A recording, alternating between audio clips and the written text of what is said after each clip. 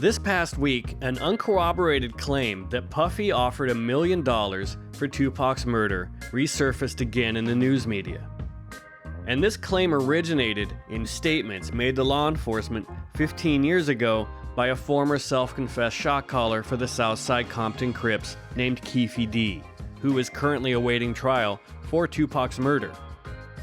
And it made headlines again this week when this $1 million claim by Keffe was included in a motion filed by the DA in the Tupac murder that included the entire transcript from one of Keffe's confessions.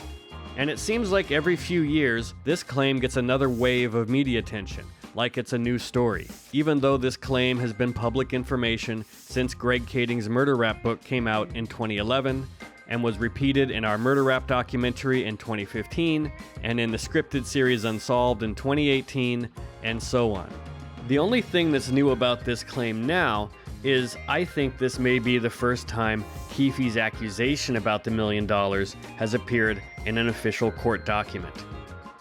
And in Puffy's defense, he has always denied it. Now, it was this documentary that claimed, which we know wasn't true. Yeah, check this out. We don't talk about things that are nonsense. But in this episode, I'm going to show you how Keffe seemed to think it was real, and the lengths he claims he went to collect on it after Tupac's murder. Well, I was seeing his ass, man, give me the jewelry and everything, you know? Stupid motherfucker.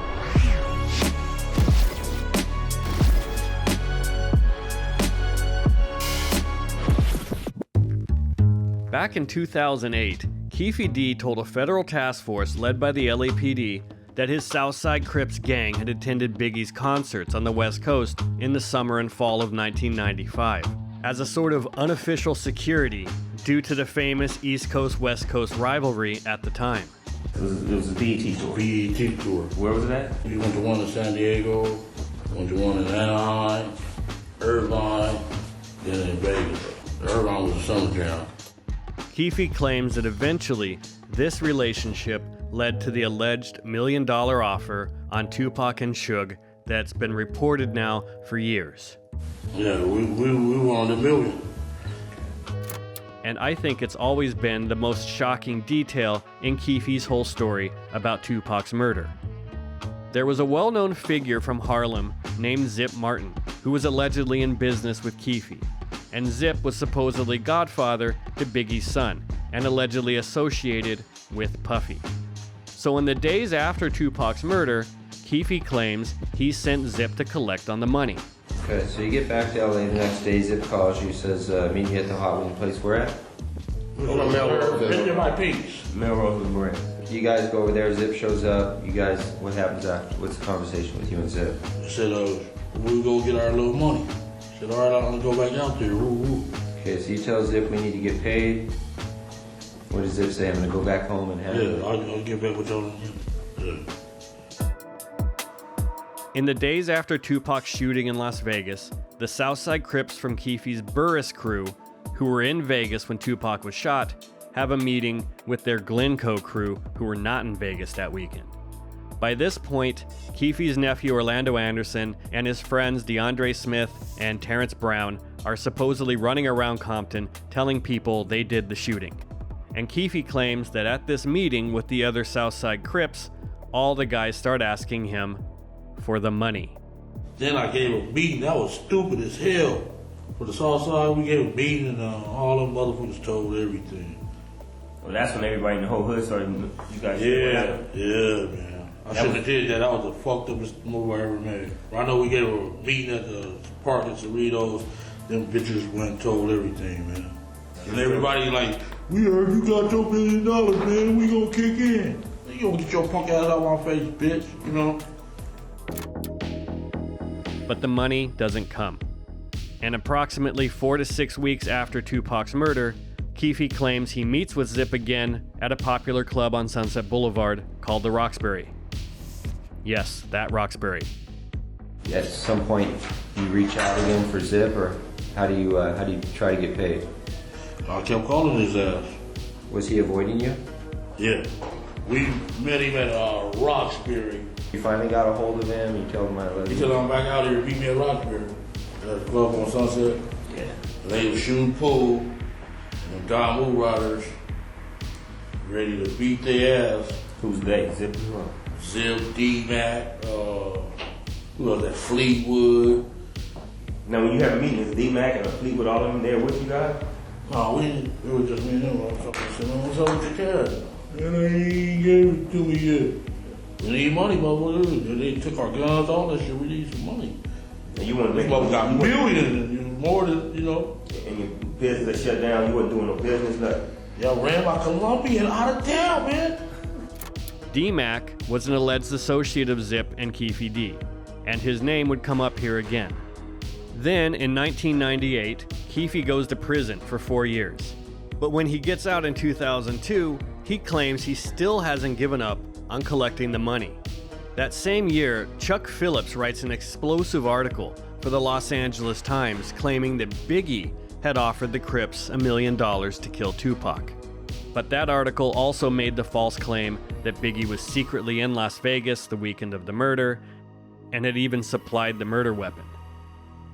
Neither of those claims are true, and his estate threatened to sue over the story.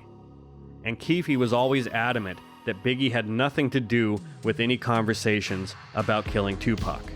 Was Biggie ever involved in any of these conversations about hitting No. Tupac?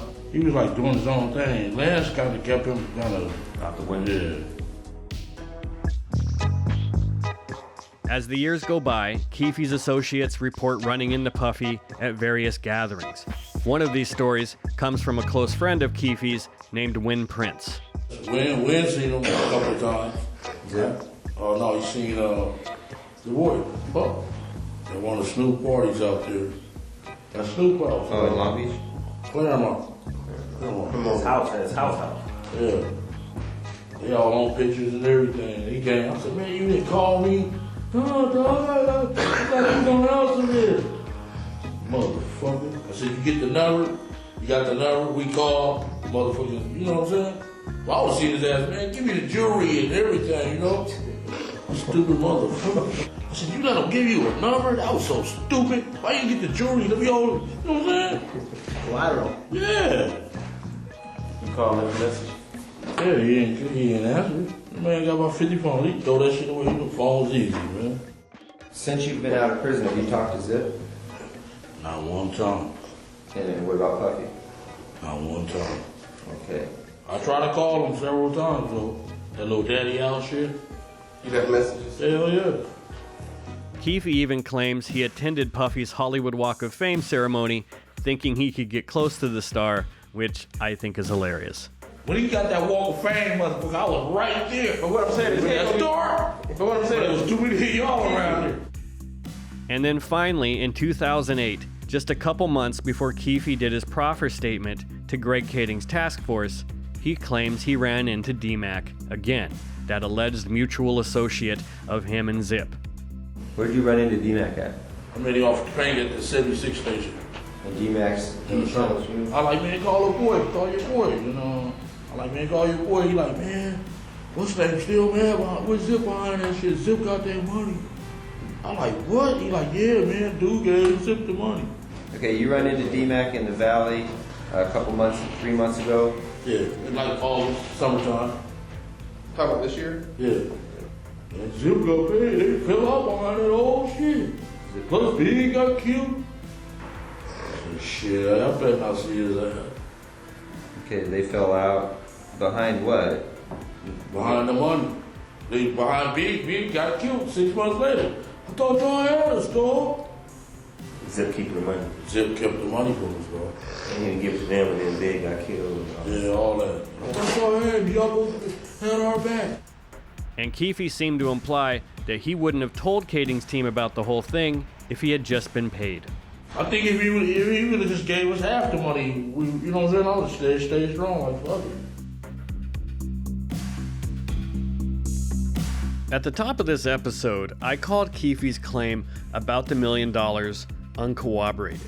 And that's because this is one of the only details from Keffe's statements about Tupac's murder that we don't have other witnesses around to confirm.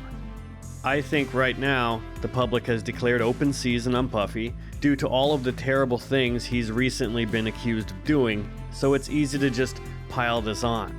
And it's definitely newsworthy that a person who's about to go on trial for Tupac's murder, based largely on his own confessions, has also claimed this happened.